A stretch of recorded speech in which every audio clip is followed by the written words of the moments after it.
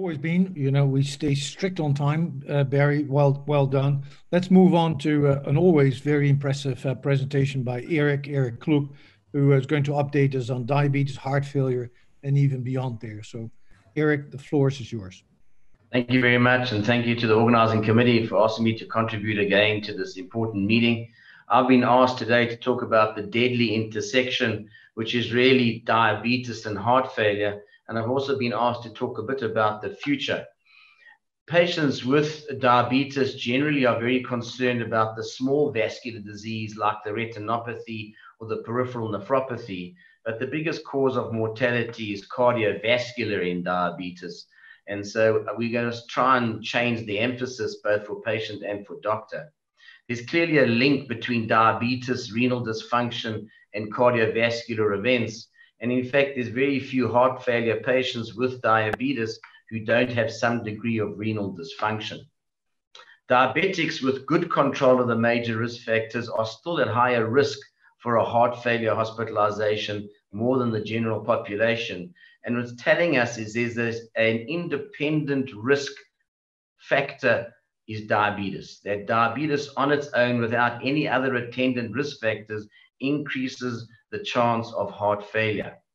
And it's probably very apt that yesterday was World Diabetes Day, celebrated every year on the 14th of November. And this was an article from our local Saturday newspaper, which very aptly and well done says there's 463 million people with diabetes in the world. And it's certainly an independent risk for death from cardiovascular disease, kidney disease, and cancer. And they go on to mention the small vessel disease, which clearly is very important as well. So considering that heart failure is one of the most common causes of hospital admissions and readmissions in diabetes, I've sort of drawn together what I've called the 6 salient points, 6 SSPs of diabetes and heart failure, which we'll go through in this talk. 1, about the major progress in heart failure therapy. 2, about the residual risk despite the therapy. How important, therefore, it is to prevent the 2 conditions. How the 2 conditions together are lethal. How we must be very careful how we choose what drugs we use in heart failure.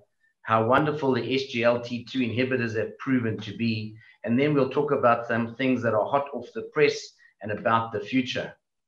This slide, I think, very clearly shows in a very nice way how really impactful heart failure, whether it's heart failure with preserved ejection fraction in the gray or heart failure with reduced ejection fraction in the blue, how it impacts on your survival. If this is the deciles of ages in America, and when you're between 65 and 69, you're expected to have almost 19 years of life, you can see that this is reduced to less than 4 years of life when you've had either heart failure, and this is heart failure with a better ejection fraction. So it certainly impacts on survival heart failure, and I think this shows it in a very meaningful way. We have, however, had a major impact in our therapies, and now we talk about the 4 pillars of survival enhancing medical therapy, which includes the ARNI, the beta blocker, the mineralocorticoid receptor antagonist, and the SGLT2 inhibitor. And importantly, I'm going to be showing you now in these little numbers, which is the relative reduction in all-cause mortality of each of the drugs in their trials. ARNI 28%, beta blockers 34%, MRA 30%, and the SGLT2 inhibitor a further 17% reduction in mortality. Another way to understand these relative reductions is actually to look at the specifics to a patient. And this is a very nice meta-analysis published in the Lancet this year, where what would be expected with lifetime use of comprehensive therapy versus limited conventional therapy. And here you can see that if you want to reduce cardiovascular death or heart failure hospitalization, using all 4 therapies gives you another 8 additional years free from that endpoint. And if you're looking at just complete survival, using all 4 therapies gives you an extra 6 additional years in a patient who is 55 years old with chronic heart failure. So I think that's very impactful, and the benefits of one therapy do not appear to offset those of another. However, we can't bask in the success. We do still have issues. And in any condition, there's always residual risk. And I ask you to look under this Emperor reduced column, where you see despite patients being on an ACE inhibitor, an ARNI or an ARB, 89% were on one of those, 70% were on an MRA, and 30% had an ICD or had a resynchronization therapy with a defibrillator, and up to 50% were diabetic. I'm showing you the empagliflozin Emperor reduced trial. We still have an almost 30% endpoint of heart failure hospitalization or cardiovascular death at 2 years. And so this represents the residual risk that we must continue looking for extra therapies. So we published this paper where we looked at basically multidisciplinary approach to diabetes. And it's very important when we look at the prevention of heart failure. And we know that in diabetes, the trials that have been performed, like EMPA-REG and DECLARE-HF, we have found that in patients who have established cardiovascular disease, if you use an SGLT2 inhibitor, you can prevent major adverse cardiovascular events. That is cardiovascular death, non-fatal MI, and non-fatal stroke. But very importantly, in patients without established disease, but are diabetic with risk factors 2 or more, you can have a significant impact on reducing heart failure hospitalization and renal protection. And this is clearly shown in the CLARE study and the EMPA-REG outcome study. First, hospitalization for heart failure, significant reduction in events, as well as in cardiovascular death and the combination with hospitalization for heart failure. So we've made a major impact in preventing heart failure in diabetes with the SGLT2 inhibitors. And therefore, the suggestion is that if you've got an individual with diabetes with established disease or very high cardiovascular risk, you should use an SGLT2 inhibitor or a GLP-1 receptor agonist. It does get complicated, and clearly there's always a choice. But I think in this group of patients, if you've got a diabetic with kidney disease and albuminuria, or a diabetic with heart failure, then your choices are only these 2 drugs and not the GLP-1. We have established this TIMI risk score, first published in Circulation in 2019, which we've modified in the paper. But I think this is very important, because besides the group that have HFrEF, you should also look at your diabetic, and if they are at risk for heart failure, according to the score, and you can see how this score predicts heart failure hospitalizations very acutely, and scores above 2, the gradient increases significantly. So if you score your patient and they have a 2 or more risk score, then I would certainly use metformin and an SGLT2 inhibitor for your therapy of the diabetes. Very important to prevent diabetes. And then we go back to the HOPE study published 20 years ago with ramipril 10 milligrams daily given to patients who had high risk. It certainly prevented MI, stroke, and cardiovascular death. But what is little known is that it certainly also prevented heart failure, P less than 0.01, giving ramipril to these high-risk patients, as well as the new diagnosis of diabetes. A further trial of ramipril did not show this diabetic prevention effect, but however, it is alluring to think that an ACE inhibitor can maybe prevent diabetes. Certainly candesartan in the CHARM group of heart failure studies, the alternative was candesartan versus placebo in people that had ACE intolerance, and the preserved was ejection fractions greater than 40%, not in an ACE inhibitor. There were significant reductions in the new diagnosis of diabetes with candesartan in the CHARM group of studies.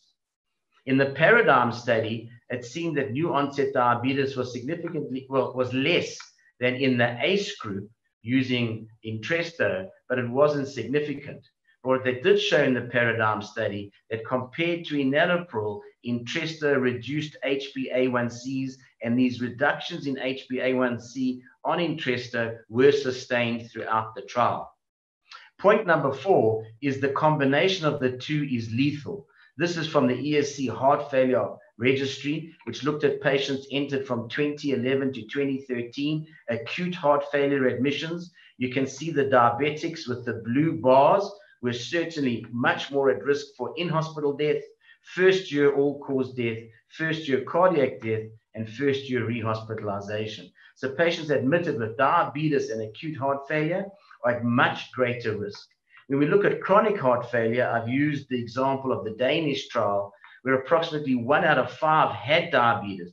And in this trial, certainly more diabetics died in this heart failure trial than non-diabetics, and a greater percentage had a cardiovascular death compared to non-diabetics. And when you look at the unadjusted all-cause mortality, cardiovascular death, and sudden cardiac death in this chronic heart failure group, it was all significantly more in diabetics. But after adjusting, it was only the cardiovascular death that was much higher in the diabetic. Interestingly, the implantable cardiac defibrillator did not impact on sudden cardiac death in the diabetic, although there were more sudden cardiac deaths in the diabetic. That's another interesting discussion. Point number 5 is that we must be very concerned about what therapies we give to diabetics in heart failure. And the DPP-4 inhibitors, we may have to be concerned, especially considering the SAVOR-TIMI 53 trial, where heart failure hospitalization was significantly increased with saxagliptin. When we look at an analysis of all-cause mortality between 1997 and 2006 in this Danish registry, where patients with heart failure hospitalization for the first time were treated with metformin, sulfonylurea, or insulin, you can see quite clearly that metformin appears to be safe in heart failure, but I remain very concerned about the use of insulin in heart failure. And if you want to know about the GLP-1 receptor agonists, I refer you to this excellent review. And you'll see that in this review of the GLP-1 receptor agonists, there's no clear benefit on heart failure outcomes. There's possibly safety issues with HFrEF. Remember that the GLP-1s increase heart rate. It may benefit PEF, and we read the trials both in preserved ejection fraction and reduced ejection fraction. So insulin may be toxic. Eric, you've got 1 minute.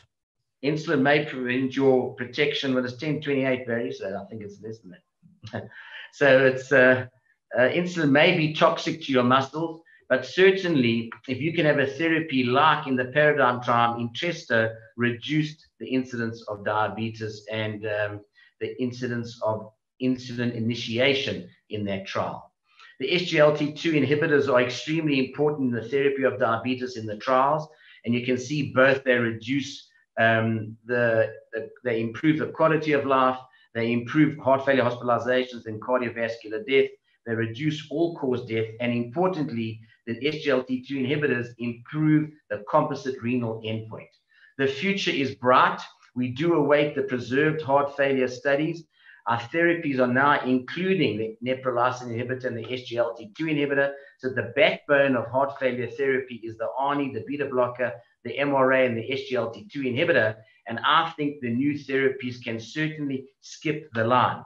And so we do have evidence now for the Flozins reducing reverse remodeling, as well as in patients who have cardiovascular disease or don't have cardiovascular disease, they preserve renal function and improve mortality.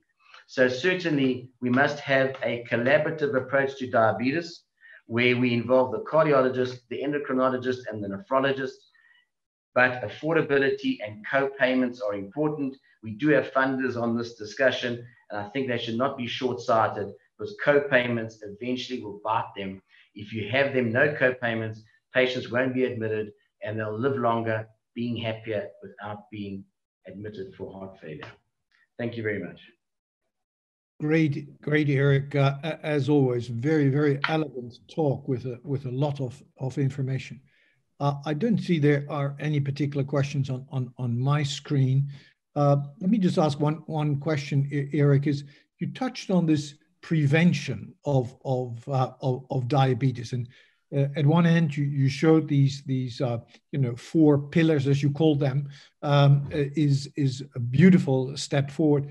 What are the developments in this prevention area? Is there anything to say, Eric? We haven't mentioned lifestyle, and we haven't mentioned gastric reduction surgery, and that's, I think, one of the most major approaches to diabetes prevention. As there are medications being looked at. There's the oral insulins that may help have a major impact compared to the subcutaneous insulins as a point of view of toxicity. But there are drugs that are being used for hepatic steatosis, which may also have an impact on new diabetes. But as far as preventing diabetes, which is major lifestyle problem, clearly that's where the emphasis is currently. Great. Thanks so much, Eric.